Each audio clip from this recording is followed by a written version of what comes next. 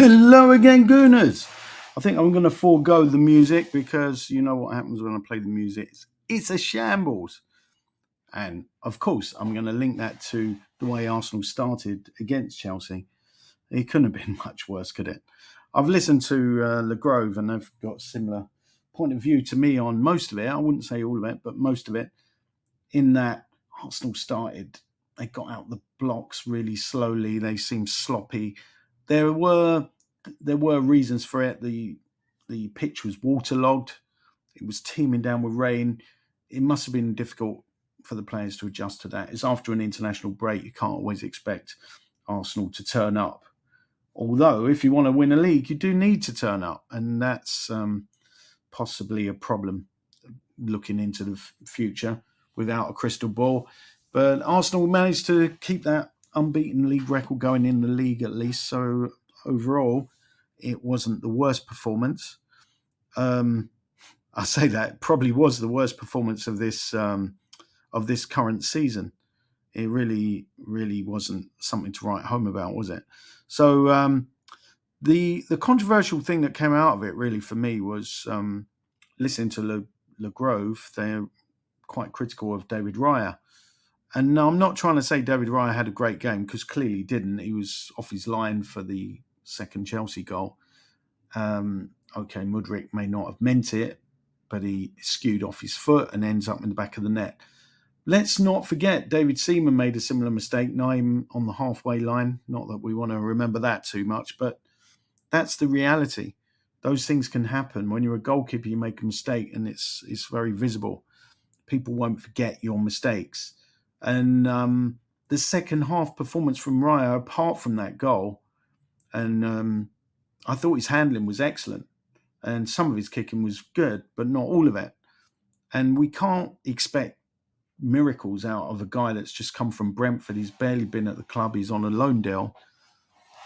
I think the fans are overreacting, saying we want Ramsdale back. Obviously, Ramsdale's a very popular character in the dressing room and with the fans. And I think part of that popularity is down to the All or Nothing TV, whatever it was called, the weekly TV series. I think during that, the fans got really close to the players. So the players that featured in that a lot, Ramsdale being one of them, became huge favourites with the fan base. So that's my perspective on it. I think with David Raya, he's an unknown quantity. Arsenal fans look at him and maybe they don't feel very secure, but I personally do feel secure when I see him in goal. I think he is an excellent shot stopper. He made a couple of excellent saves. Yes, he made a mistake, but then he made up for it at one point when he gave the ball away, and then he swept the ball up from the feet of an opposing player. And what else can you do? You make a mistake and you fix it. I hope that Arteta does keep the faith with Raya, because I fear if he doesn't, that might be the final time we see Raya in an Arsenal shirt. I don't want that to happen. This goalkeeper is one of the best, in my opinion. I really think so. So let's not have these knee-jerk reactions and start thinking that it's all over for Raya. I hope it isn't. The other player who's not come out of things too well, been heavily criticised, and even though, again, he's a player that I like a lot, but I do understand this criticism a lot more, is Zinchenko. Zinchenko really didn't have the best of games. It was difficult for him. He was up against Sinclair for a lot of it, and Sinclair's obviously a lot quicker than Zinchenko. This game really didn't suit Zinchenko's style. Zinchenko offers a lot to the team, but if he's up against an opposing winger who's lightning, Zinchenko is going to struggle against that. So really tactically, I think Arteta made a mistake, but he rectified it, took Zinchenko off, and you've got to give the manager credit for doing that. Took him off at half time, and I suppose Zinchenko would have been very disappointed, but quite honestly, he wasn't playing well. His passing wasn't as good as usual, but I think he was just feeling on the back foot too much. So there were positives to take out of the game eventually, although I've got to say at half time I was more or less ready to throw in the towel. I just could not see, even though it was only what was it? It was about 1-0 at the time at half time, and I just couldn't see Arsenal coming back. even though the goal itself was extremely lucky, you might say. Although, let's be honest, if the shoe was on the other foot and Arsenal had a penalty denied for a handball in the area, I think Arsenal fans would be pretty upset about that. So I'm in favour of the VAR decision there. However, there's an issue I've got with the penalty taker, because to me the penalty taker shouldn't be on the pitch. After that foul Palmer committed on Jesus, it was a potential ankle breaking foul. No wonder Jesus went down. It was nasty, and the replay showed the minimum that should have been really is red. Dangerous play is a red card offence. If an Arsenal player did that, I would expect him to get sent off. I wouldn't complain, because a player shouldn't be trying to end another footballer's career. And let's be honest, Arsenal players been hunted down like it's rabbit season all year round. Because let's not forget how many careers were nearly ended by horrific challenges. We've had Eduardo in the past, Aaron Ramsey, and Abu Dhabi. All those three players, and I've probably missed out a few, have been virtually crippled by opponents. And why is that? Because Arsenal play free-flowing football, and they have done for quite some time now. And teams can't get to grips with that without getting overly physical. We've had GBH on the pitch in years gone by when I think Gary Neville and co decided to kick lumps out of Jose Antonio Reyes. And that was outrageous. How they got away with that, I will never know. But this kind of thing's going to continually happen unless referees decide to take the upper hand, do something about it before somebody ends up in sick bay for quite a long time. So I really feel that this kind of thing needs snuffing out. And let's not forget, of course, Saka. He wasn't at the races in the first half, and you have to wonder why. He's been carrying an injury. Everybody knows this. So he's been injured. Saliba got injured, I believe, on international duty. And Martinelli he's been mostly injured. So we've got players in that team that are playing with injuries. It's a lot to ask for them to go to Stamford Bridge and get a point, but that's exactly what they did eventually. Obviously, Arteta's substitutions was part of the reason for that. And, well, what can you say about Trossard in particular? He's a super sub, really. Just when you think there's no way back, he manages to nick a goal right, not quite at the end, but quite near the end. And the team that was most likely to win at the end was Arsenal. Even though, yes, it was a far from vintage performance from the Gunners, but it demonstrated that never say die attitude. Coming back from a 2-goal deficit is always impressive, especially away from home.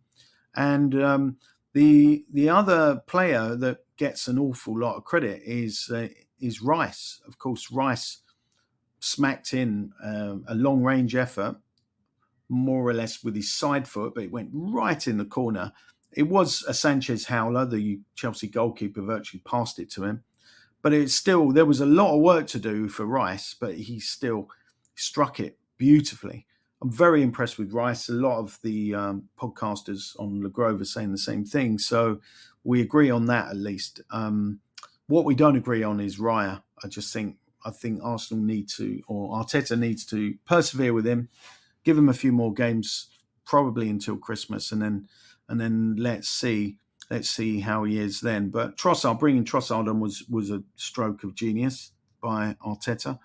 And the other substitutions mostly worked. And Nketiah, again, there's slight disagreement with Le Grove. They said Nketiah's not brought a lot more to the team than Jesus. I'm not sure. I think Jesus was getting fouled a lot, so I don't want to make too many sweeping statements about him.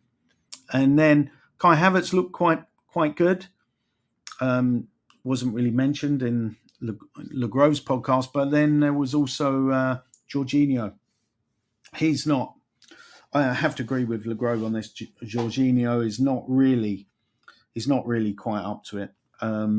He's nearly there. I mean, his age is not on his side, unfortunately, and I don't want to be ageist, but I just feel his legs have gone.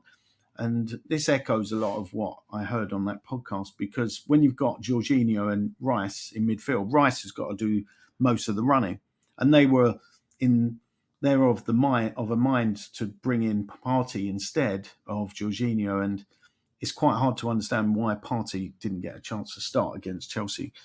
Perhaps Arteta was thinking that with Jorginho in the team, it would be the curse of the X and he could do something against his former employers. But he wasn't awful, but some of the passing was down to him. Some of the short passing wasn't right. Even the commentator said that's his bread and butter, and he can't even do that. And ball went into touch when he passed. It was supposed to be like a 20-yard pass, not under a huge amount of pressure.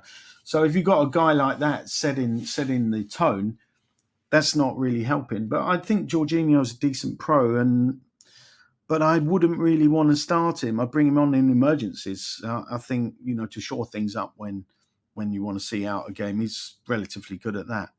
So yeah, that's mainly my thoughts. There's also been talk about Smith Rowe moving to Newcastle. The Le Grove are of the opinion that he should be allowed to go for 50 million. I sort of agree with that, because Arsenal haven't been good at selling players and getting good money. And it does seem like Smith Rowe is quite a long way down the pecking order. I wouldn't say he's below Fabio Vieira, because Smith Rowe did play against Chelsea as a sub. He got a reasonable amount of time to show what he could do. He didn't do a lot in that time, and I feel that maybe it's time for him to move on. Unfortunately, he is a massive favourite. No one wants to see him go, but they've got to sometimes balance the books as well. As it's no good just spending out money on players. You've got to bring some money in too, and now would be the time to sell. Christmas time would possibly be the time to sell. Whether he should be sold to Newcastle is a moot point, but it's better than going to a London rival. There is that. So yeah, there. And then just going back to the game, what about the other subs? I'm trying to remember who they were. And Nketiah, as I said, I think he did quite well. Kai Havertz, pretty good. He took the place of Odegaard. Odegaard had an awful game. I've never seen him so off the boil. Saka, the manager did the right thing sticking with him, because of course he provided the cross for the equaliser. So I think, clearly Trossard is really making a name for himself at Arsenal, and some people would love to see him start in the next game. Whether that will actually happen is another story. And of course, Tomiyasu coming on for Zinchenko was, again, it was an excellent move by the manager, and I think it worked really well. So ultimately, looks like we will be seeing a different starting lineup. I personally don't want to see the end of Raya's time between the sticks, and of course, beating Man City in the game earlier in this month, October. That was an incredible result. Who would have thought that would be possible? And Martinelli getting the goal on that occasion. So, and let's, as I said before, I said Jorginho's probably reached a point where he shouldn't be starting games, but he played pretty well against Man City. So you can see why Arteta plumped for him. And, David Raya had another game when he was dwelling on the ball too much. So he's going to have to release it a lot quicker than he is.